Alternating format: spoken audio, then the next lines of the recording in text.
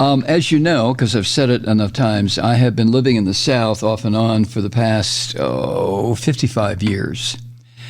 I lived in Jacksonville when I got notice from my draft board in Ohio, back when Lyndon Johnson was sending all the bodies he could get, warm bodies he could muster to Vietnam.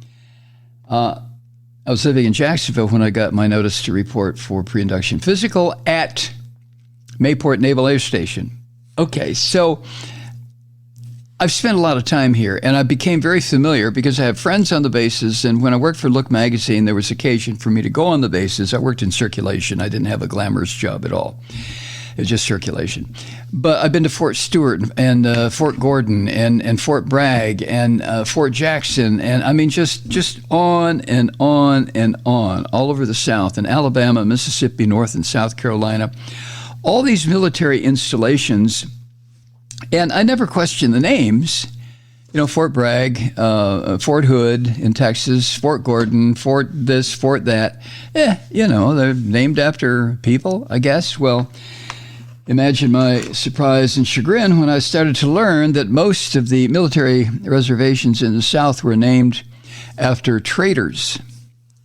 After traitors who tried to destroy the United States and who insisted they had a right to own other human beings, dark-skinned human beings. So that concerned me. In the same way, when I lived in Richmond, Virginia, I was concerned because every night when I drove home from work, I had to drive out Monument Avenue, which is a beautiful main boulevard that runs pretty much from downtown Richmond out to the beginning of the suburbs. At least it did when I lived there in 1960, by God, 6. But Monument Avenue was chock-a-block with statues to Southern traitors, treasonous bastards who had huge statues carved or cast for them all the way out Monument Avenue, about every 3 or 4 blocks. I got so tired of seeing Robert E. Lee and this one and that one, it about drove me crazy. And I had a hard time trying to understand why in so many areas of the South that is supposed to be the more patriotic part of the country, the most patriotic part of the country, right? Right? You've heard that.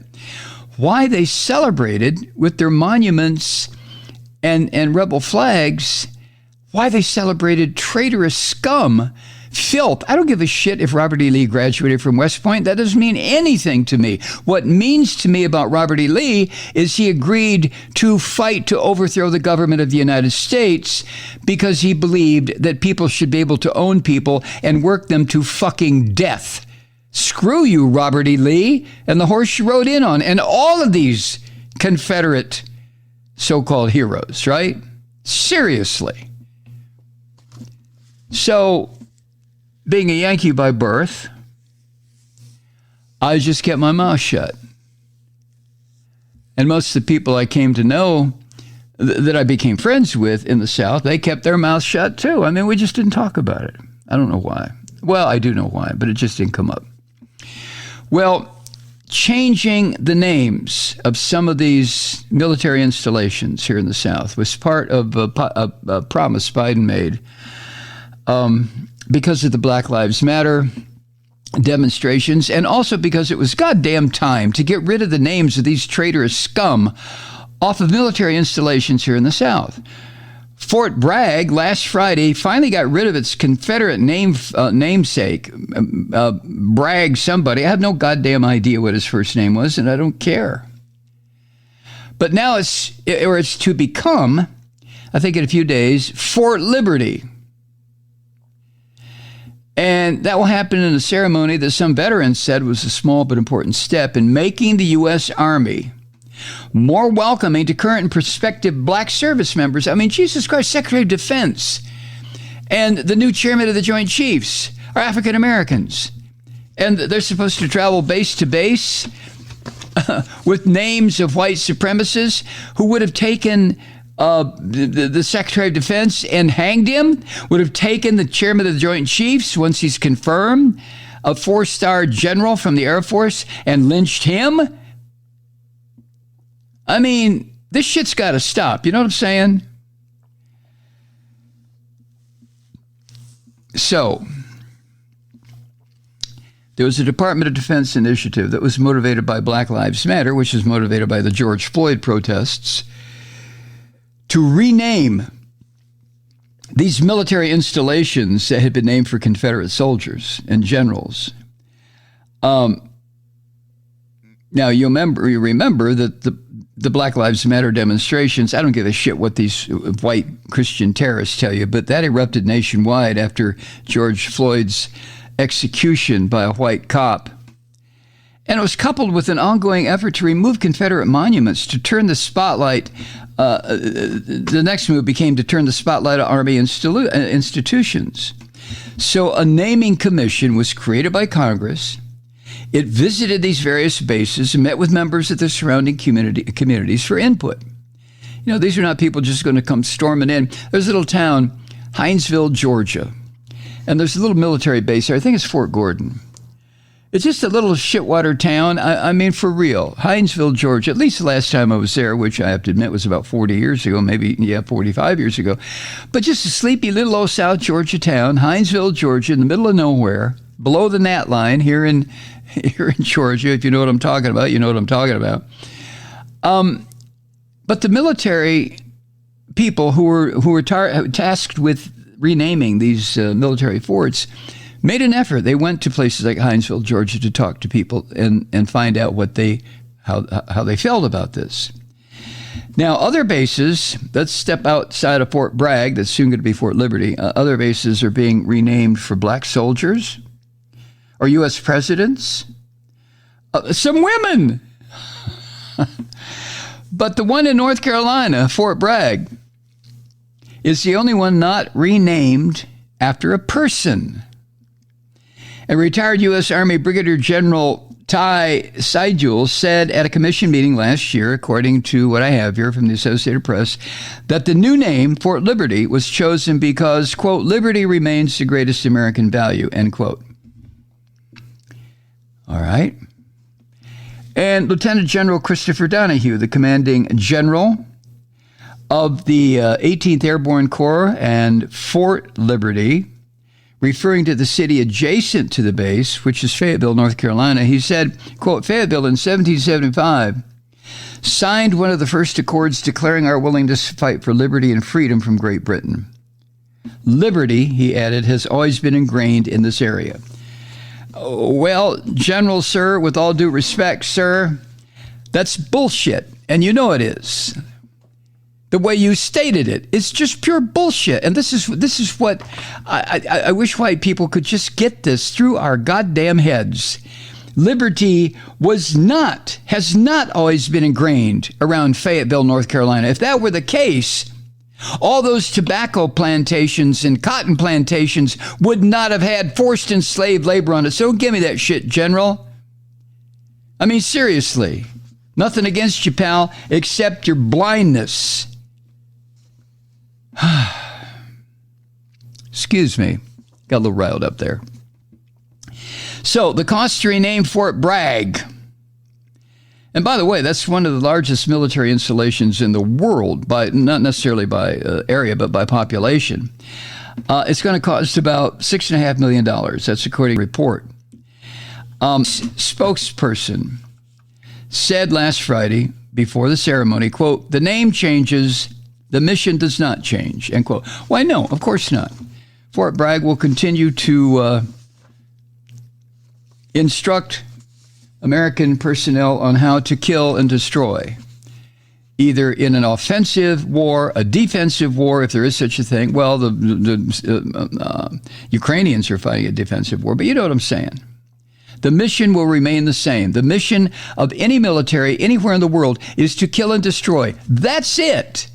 Now, they're capable of doing other things. They can rescue people when there's a hurricane or a flood or forest fires, of course.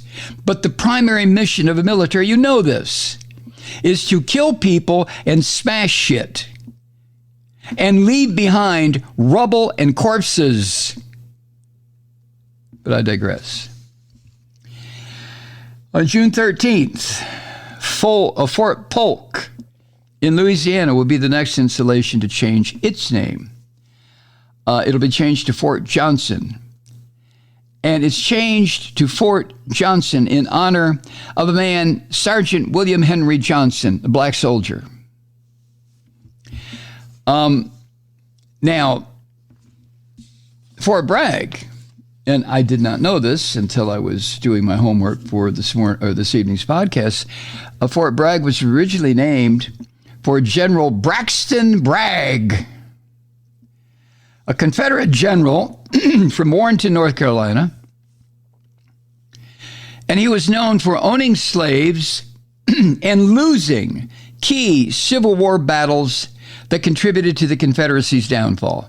So they named one of the biggest military installations on earth after this losing goddamn traitor, General Braxton Bragg. See, that's what I mean. When this other general says liberty has always been a BFD in this area, you know, it's always been ingrained in this area here around Fort Bragg. It's bullshit. I mean, the guy after whom it was named was a Confederate general from North Carolina who was known for owning slaves. Oh, don't get riled up again. Come on, calm down. Now, this whole naming thing, several military bases were named after Confederate soldiers during World War I and World War II, when we were drafting black Americans to go to Europe and fucking die fighting the Hun the first time and the Nazis the second time, right? And when they came home, they're liable to get lynched because they had on the uniform of an American soldier, which meant right away they were an uppity Negro, right? And then we have Isaiah James, who's senior policy officer at the Black Veterans Project. And he said that these base renamings are a long overdue change that he hopes will lead to more substantial improvements for black service members. This is what Mr. James said, quote, America should not have vestiges of slavery and secessionism and celebrate them. No shit. Mr. James added this. We should not laud them and hold them up and venerate them to where every time a black soldier goes onto the base, they get the message that this base Bragg is named after someone who wanted to keep you as human property. End quote.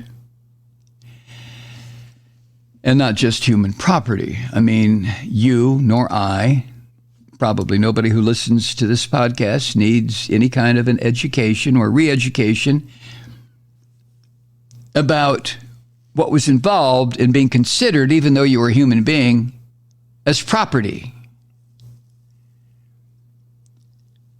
Now, according to the law that Congress enacted, the Secretary of Defense is required to implement the Naming Commission's proposed changes by January 1st, 2024. I have yet to hear the screeching and farting and cawing and choking and we're showing woke bullshit. I haven't heard that yet from this little Nazi from Florida, DeSantis, or any of the Christian terrorists who just look for something like this to scream about how white people are being replaced by, you know, Jews and other people. Hi, Truth Seekers. Mike Malloy here. You know, the Progressive Voices Network brings you commercial-free commentary from today's leading progressive radio hosts and pundits, like me, Mike Malloy, 24 hours a day. I'm not your typical old guy from the 80s or the 90s talk radio host, and Progressive Voices is not your typical talk radio network. It's a listener-supported nonprofit with no corporate control whatsoever over our broadcast. So hosts like me, Mike Malloy, are free to rant and scream and carry on about whatever we like. We're often controversial, but we're never boring. Weeknights, 9 p.m. in the East, 6 p.m. in the West on the Progressive Voices Network. Always progressive, always on. I'm Mike Malloy. Keep it lit.